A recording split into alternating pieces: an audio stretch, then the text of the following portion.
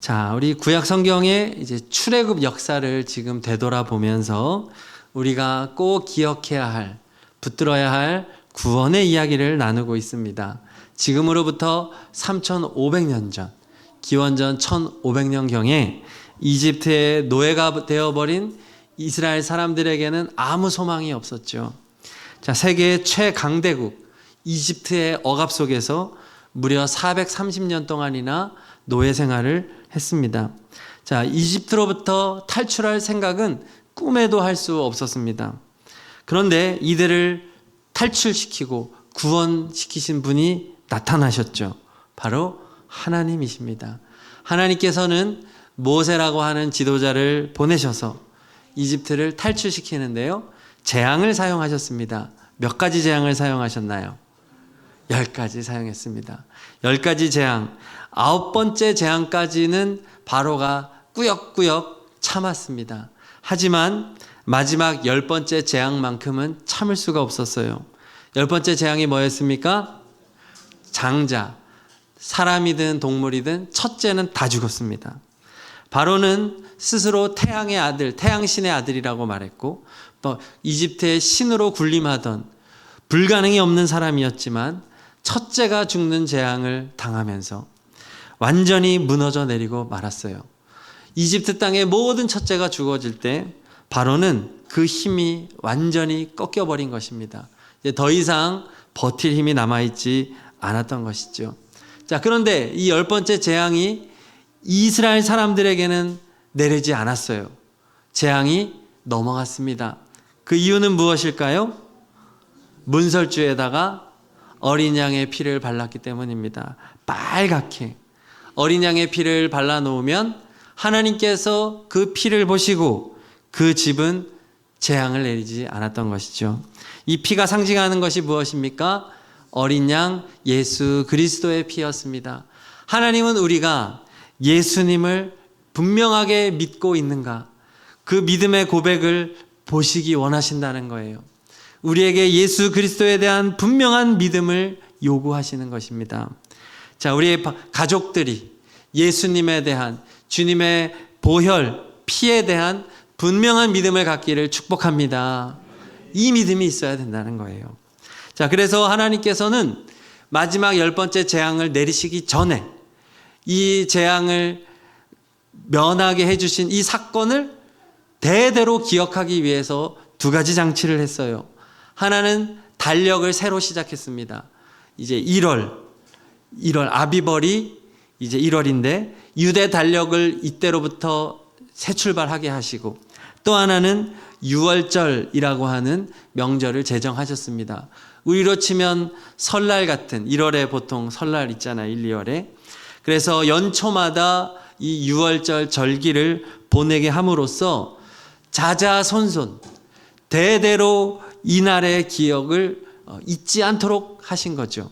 그래서 오늘도 우리는 이 출애굽의 기적을 자자손손이 가르치고 있는 것입니다. 자녀들은 부모님에게 물어봐야 돼요. 이 6월절은 도대체 어떤 절기인가요? 그러면 부모는 지금 나누었던 이야기를 아이들에게 해주어야 할 의무가 있습니다. 자, 그러므로 우리가 자녀들에게 전해줘야 될 것, 하나님의 구원의 이야기. 근데 무엇이 구원합니까? 예수님의 피가 구원한다는 것을 말해 주어야 한다는 것입니다. 구원은 오직 하나님께 달린 줄로 믿습니다. 자, 오늘은 14장, 출애굽기 14장으로 넘어갑니다.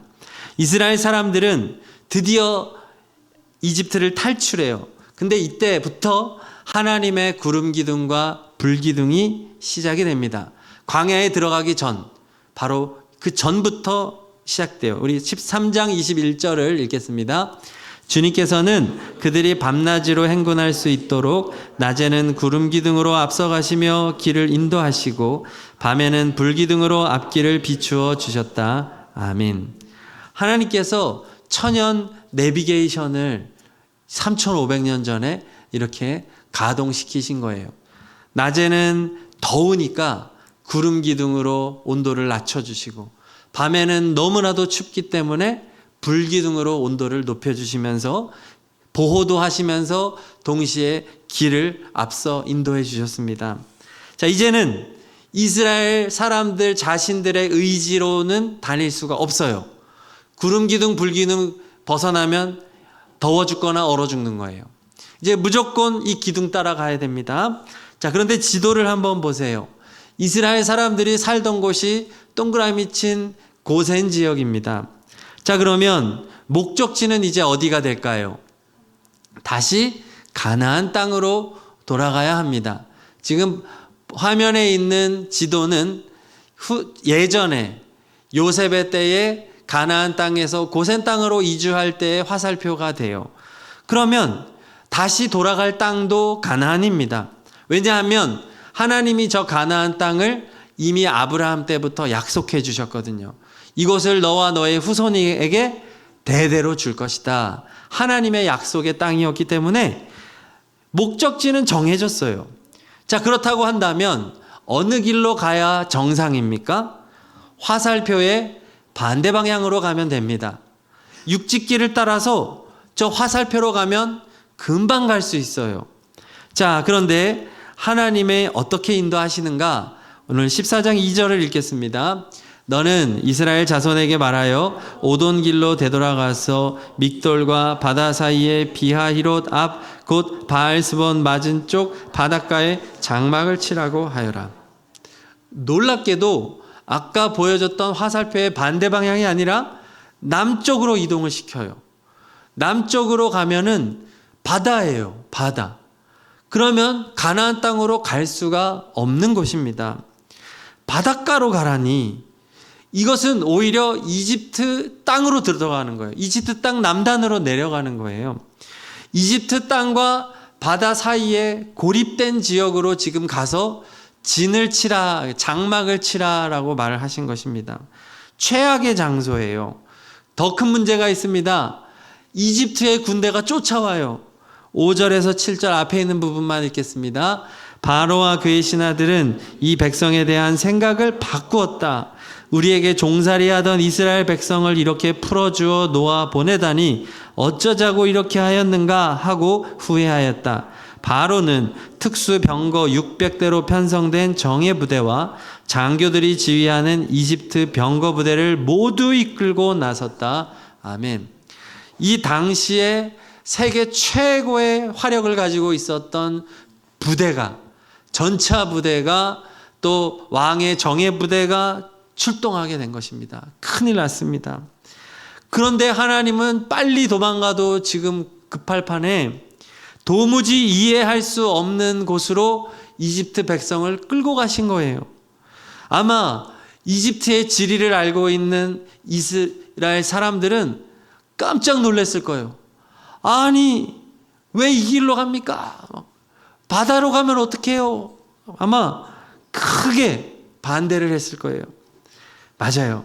우리가 하나님을 믿고 살아갈 때 이럴 때가 있습니다. 내 생각하고 하나님이 인도하는 것하고 다른 거예요. 하나님이 인도하시는 길이 나의 상식하고 맞지가 않아요. 상황이 더 나빠져요. 자, 그런데 우리는 알아야 돼요. 하나님의 길은 우리가 생각하는 길과는 다릅니다. 자, 만약에 이집트 탈출을 사람이 계획했다면 상식을 따라가는 게 맞아요. 사람이 계획했으니까. 사람은 합리적인 것을 선택해야 돼요. 사람은 이해 가는 방향을 선택해야 돼요. 그렇지만 이제 이집트 탈출은 누가 계획한 겁니까? 하나님이 계획했습니다. 그러면 누구의 말을 따라야 되겠어요? 하나님을 따라야 되는 것입니다. 자, 인간에게는 막힌 길이에요. 그러나 하나님에게는 열린 길이에요. 무슨 길입니까? 그림을 보여드리죠. 바로 홍해 바다를 육지처럼 걸어가는 길이 하나님이 예비하신 길이었어요. 지금 과학이 그렇게 발달한 지금 이 시대에도 상상할 수 없는 길이죠. 아니, 저 바다가 양쪽으로 갈라져서 그 갈라진 땅 바닥을 어떻게, 원래는 거기가 바다의 바닥인데 거기를 육지처럼 걸어가다니 이것은 누구도 상상할 수 없는 길이에요. 자, 우리가 얻은 구원의 길이 그렇습니다. 우리는 구원을 계획할 수 없어요. 우리는 구원의 길을 설계할 수 없어요. 우리는 구원의 길을 상상도 할 수 없어요. 구원은 오직 하나님이 내신 길인 줄로 믿습니다. 그 길을 누가 내셨어요? 하나님이. 누구를 통해서? 그의 아들 예수 그리스도를 통해서 저 길을 낸 거예요. 그래서 예수님을 우리 세 가지로 표현하는데, 예수님은 길이요, 진리요, 생명이라고 말하는 거예요. 어디 가는 길입니까? 천국 가는 길이에요. 변함없는 진리예요. 예수님 이 길 따라가면 생명으로 가는 길이에요. 하나님이 만들어 놓으신 구원의 길은 인간이 생각해서, 인간이 판단해서 갈 수 없는 길이에요. 하나님의 구원의 길은 오직 믿음으로 가는 줄로 믿습니다. 자, 여러분, 우리 가족들에게 이 믿음이 있기를 위해서 오늘 기도합시다. 우리 가족들이 세상의 상식과 세상의 지혜와 지식을 따르지 않고 하나님의 말씀을 따라 믿음으로 예수님을 따라가기를 위해서 오늘 간절히 기도해야 하겠습니다. 자, 그럼 하나님이 홍해의 길을 어떻게 내셨나? 21절, 22절을 읽겠습니다.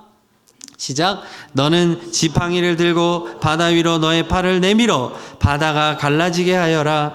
주님께서 밤새도록 강한 동풍으로 바닷물을 뒤로 밀어내시니 바다가 갈라서 바닥이 드러났다. 바닷물이 갈라지고 이스라엘 자손은 바다 가운데로 마른 땅을 밟으며 지나갔다. 물이 좌우에서 그들을 가리는 벽이 되었다. 아멘. 자, 모세가 무엇을 사용했어요? 지팡이를 사용했대요. 이 지팡이는 원래 모세가 개인적으로 사용하던 자기 지팡이였어요. 근데 하나님께서 모세를 불러서 출애굽의 지도자로 세우실 때 하나님이 이 지팡이를 특별한 지팡이로 하나님이 능력을 주셨거든요. 그래서 하나님의 능력의 지팡이가 되어서 애굽 땅에 10가지의 재앙이 내릴 때 하나님은 이 지팡이를 사용하셨어요. 그리고 지금도 마찬가지예요. 이 지팡이를 내밀어서 바다를 향해서 내밀으라는 거예요. 그러면 어떻게 됐대요? 밤새도록 강한 동풍이 불었대요. 그러니까 한 번에 쫙 갈라진 게 아니었어요. 밤새도록 강한 동풍이 물을 밀어낸 거예요. 좌우로. 그 육지를 오랜 시간 동안 밀어낸 거예요. 그것을 이스라엘 백성은 지켜본 것이죠. 자, 이 지팡이는 나무로 만들어졌죠. 나무로 만든 이 지팡이가 상징하는 것이 있습니다. 무엇일까요? 이것을 높이 들었죠. 바로 예수님의 십자가를 상징하는 거예요. 모세가 바다를 향해서 지팡이를 쫙 내민 것은 예수님의 십자가를 앞으로 쫙 내세운 거예요. 그랬더니 예수님의 십자가의 능력으로 바다가 갈라진 거예요. 할렐루야. 십자가는 사람들이 보기에는 그냥 나무예요. 하지만 우리에게는 하나님의 능력인 줄로 믿습니다. 하나님은 십자가로 마귀를 이기셨어요. 하나님은 십자가로 죽음을 이기셨어요. 오늘 그것을 보여주는 거예요. 성경에서 바다가 상징하는 게 있어요. 바다는 죽음을 상징해요. 우리는 바다 좋아하잖아요. 그렇죠? 동해바다 좋아하죠. 양양, 강릉, 겨울바다, 바다 막 발 담그고 파도 막 너무 좋죠. 그런데 이 중동 지역 이스라엘 사람들에게 있어서 바다는 공포의 대상이에요. 중동 사람들은 땅에 익숙해요. 그래서 사막도 별로 두려워하지 않아요. 근데 이들은 땅에 익숙한 사람이지 바다는 미지의 영역이에요. 중동 사람들에게 바다는 혼돈과 저주와 죽음의 상징이에요. 그리고 또 하나 중요한 게 있어요. 이스라엘 사람들에게는 조상들로부터 내려왔던 노아의 심판 이야기가 있거든요. 물은 무서운 거야 라는 트라우마가 있는 거예요. 그래서 이스라엘 사람들이 지금 바다 앞에 서 있는 것은 죽음 앞에 서 있는 거예요. 그런데 막 지팡이 예수님의 십자가를 바다를 향하여 내밀었을 때 바다가 어떻게 됐어요? 쫙 벌어졌죠. 이 말은 죽음이 갈라진 거예요. 죽음을 정복한 거예요. 죽음을 이긴 거예요. 할렐루야. 홍해 기적이 보여주는 게 뭐냐? 예수님의 십자가는 죽음을 이긴다는 거예요. 그래서 우리에게 죽음을 이기고 생명의 땅으로 우리를 인도한다, 이것을 알려주는 것입니다. 할렐루야. 그래서 예수님의 십자가가 능력이라는 거예요. 유월절 어린 양은 예수님의 피가 능력이었어요. 지금은 예수님의 십자가가 능력이에요. 두 개는 다 연결되어 있어요. 예수님 십자가에서 피를 흘리셨잖아요. 그렇죠? 자, 그리고 하나님께서 이렇게 바닷가로 이스라엘 사람들을 건너게 한 중요한 이유가 있어요. 그게 뭐냐면 바로의 군대를 유인하신 거예요.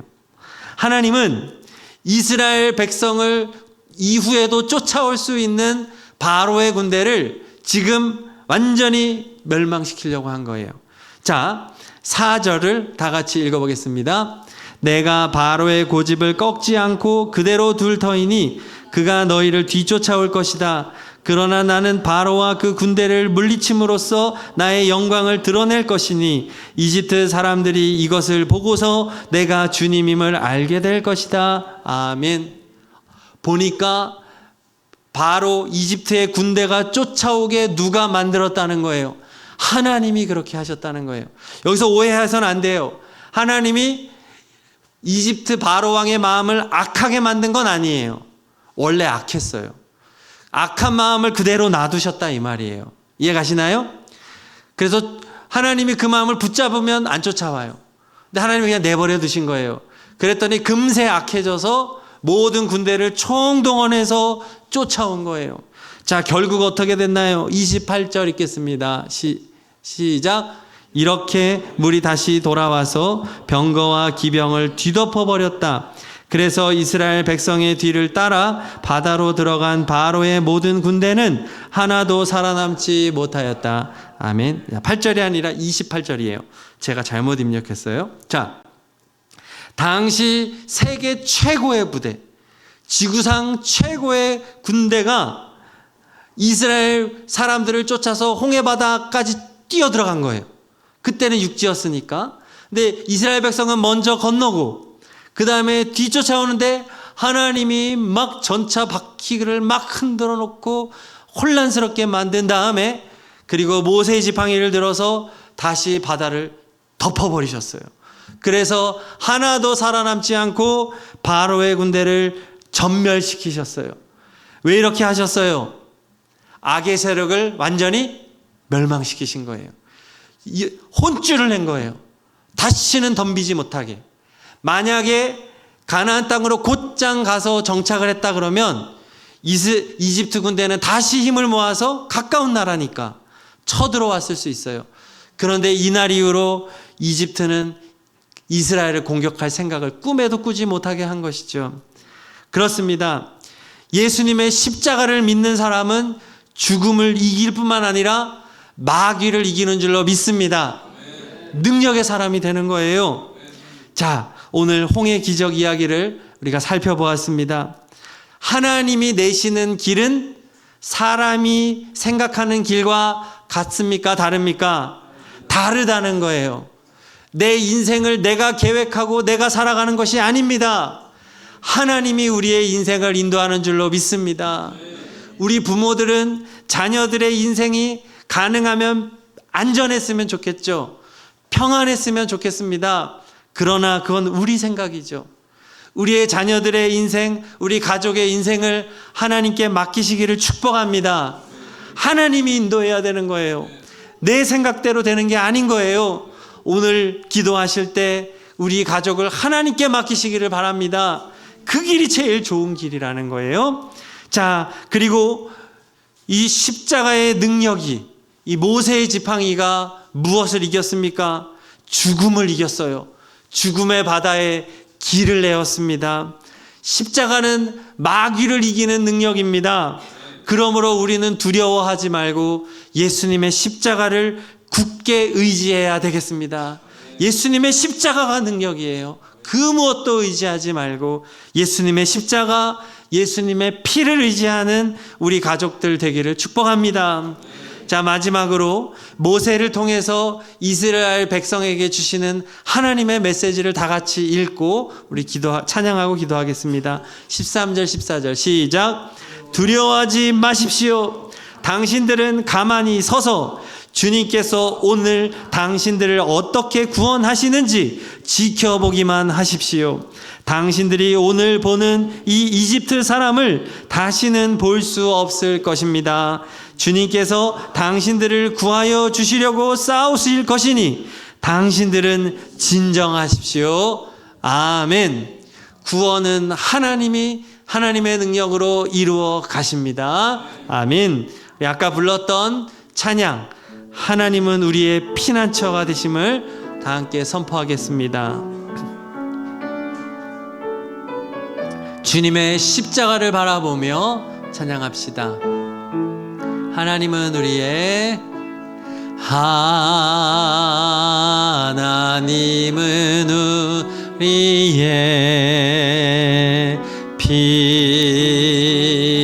피난처가 되시며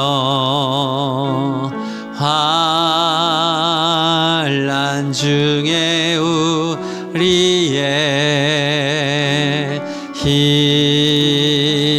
힘과 도움이 한 번 더 하나님은 우리의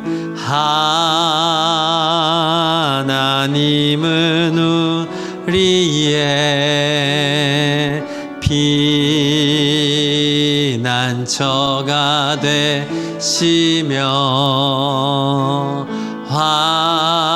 환난 중에 우리의 힘과 도움이시라. 너희는 가만히 있어. 너희는 가만히 있어. 주가 하나님 되말지어다.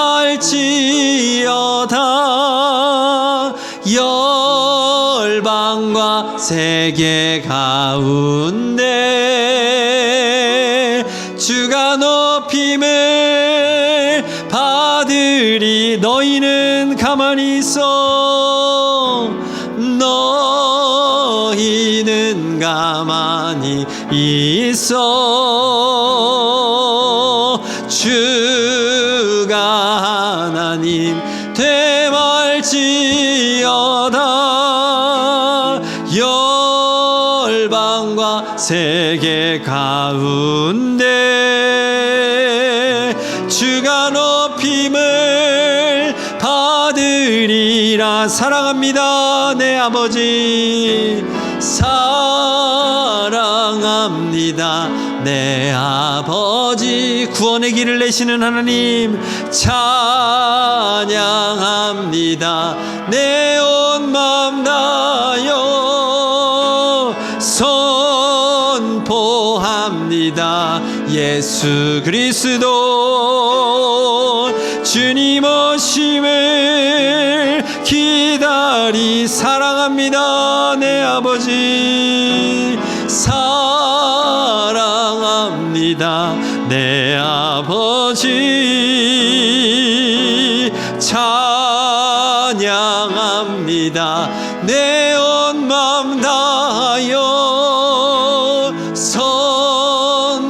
선포합니다. 예수 그리스도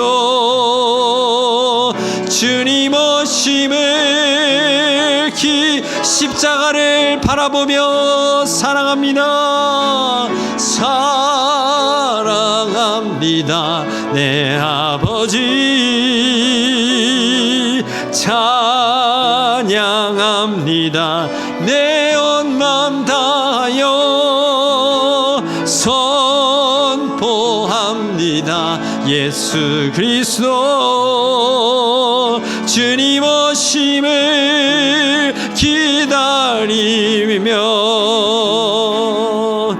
우리 기도할 텐데요, 우리의 부모님, 형제자매, 배우자, 자녀들이 예수님의 십자가 능력을 보게 하여 주시옵소서. 십자가를 믿게 하여 주시옵소서.